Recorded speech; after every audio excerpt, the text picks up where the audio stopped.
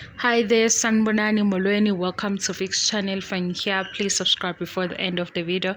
If returning, thank you for love and support. I appreciate you.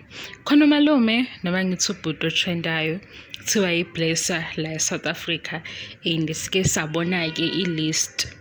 Angiqali ukufunda ngaye nangalezi zinto ezifana nalezi azenzayo ukuthi nje ubusiness.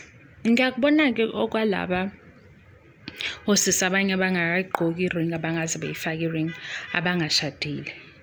Kodwa masibheka kule list ngathi udila nosisi abashadile. Hayibo. Yazi khona izinto ezike zikhulunywe ungayinaki ucabanga ukuthi mhlawumbe abantu bakhe inganekwane bayixoxela nje. Nami angisho ukuthi ngiyakholela kulezi zinto. Kodwa lo bhuti ungenze ngacabanga.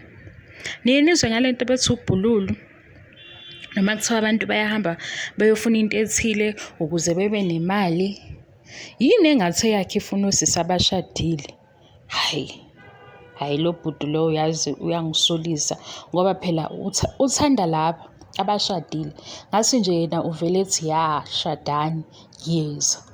Noma yena i-agreement yakhe. Angithi kuthiwa lezi zinto fanele kube ne-agreement ekhona. Shuthi i-agreement yakhe yathi nje fanele ube busy nabashadile. Hey uyaphithizela emshadweni yabantu lo bhuti.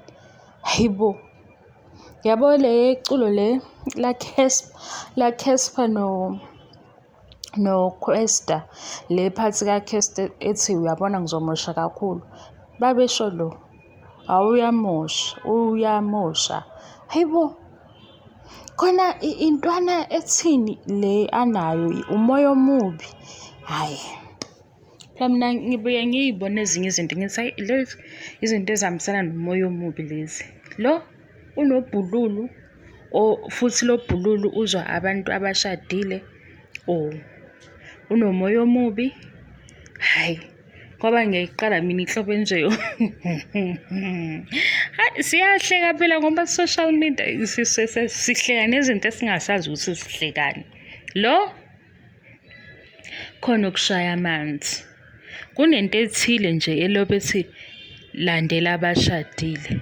Ngifuna abashadile. Ngoba ngempela isiphi isizathu sokuthi ehlale phansi efuna amakhosikazi abantu. Ngoba unemali ke. Imali angithi ngihlele ngizwe nami besho ukuthi imali ingakwenza ukuthi uthole noma yiluphi uhlobo losisi omthandayo. Yena yini afuna abashadile.